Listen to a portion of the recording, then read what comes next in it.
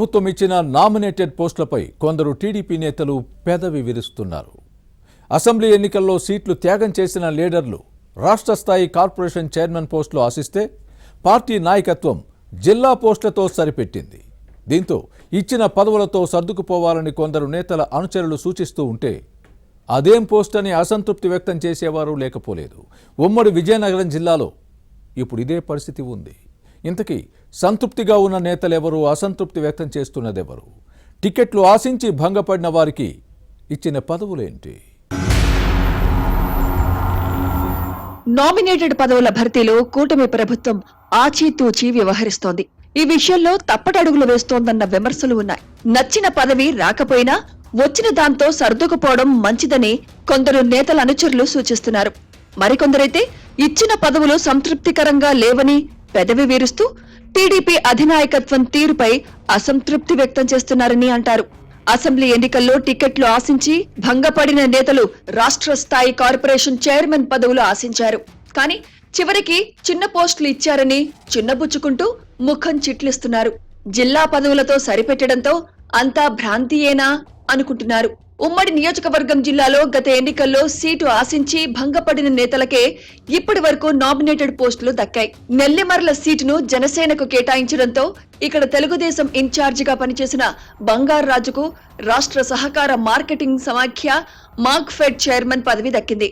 ఇక మాజీ మంత్రి కొండ్రు మురళీమోహన్ తో పాటు మాజీ స్పీకర్ కావలి ప్రతిభాభారతి కుమార్తె గ్రీష్మ రాజం టీడీపీ టికెట్ కోసం పోటీ పడ్డారు. కానీ పార్టీ అధినాయకత్వం మురళీమోహన్ వైపే మొగ్గు చూపడంతో గ్రీష్మను పక్కన పెట్టక తప్పదు. ఈ స్థానంలో తెలుగుదేశం విజయం సాధించింది. మొదటి నుంచి పార్టీని నమ్ముకున్న ప్రతిభాభారతి కుటుంబాన్ని గుర్తించాలనుకున్న టీడీపీ అధినాయకత్వం కావలి గ్రీష్మకు ఎమ్మెల్యే కోటాలో ఎమ్మెల్సీగా అవకాశం కల్పించింది. రాజాం నియోజకవర్గంలో పట్టున్న ఈ ఫ్యామిలీకి పదవి ఇవ్వడంతో సంతృప్తి వ్యక్తం చేస్తున్నారు.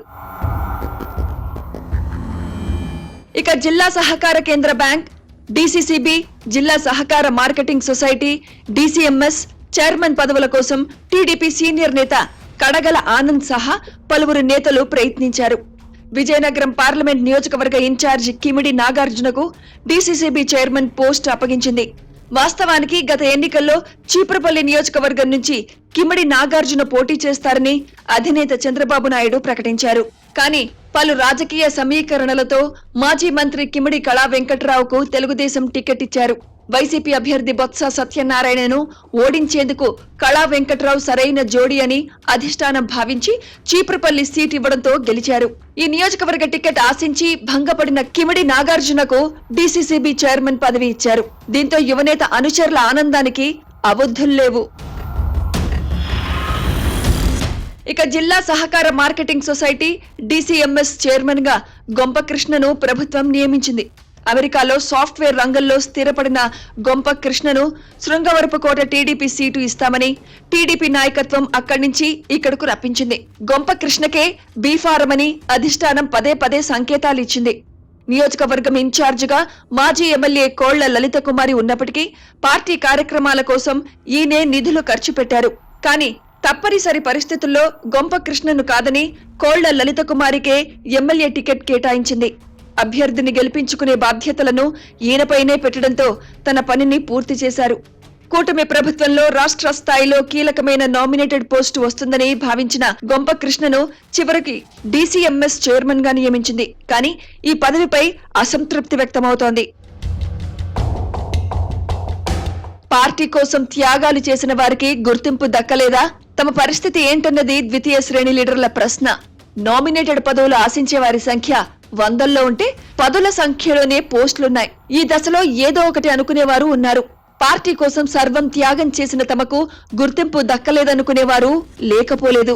అసెంబ్లీ ఎన్నికల్లో టికెట్ ఆశించిన నేతలు రాష్ట్ర స్థాయి పదవులు వస్తాయనుకున్న సమయంలో జిల్లా లెవెల్ పోస్టులతో సరిపడుతుంటే తమ పరిస్థితి ఏంటని ద్వితీయ శ్రేణి లీడర్లు ప్రశ్నించుకుంటున్నారు. మరి మనం ఏ స్థాయిలో ఉన్నాం?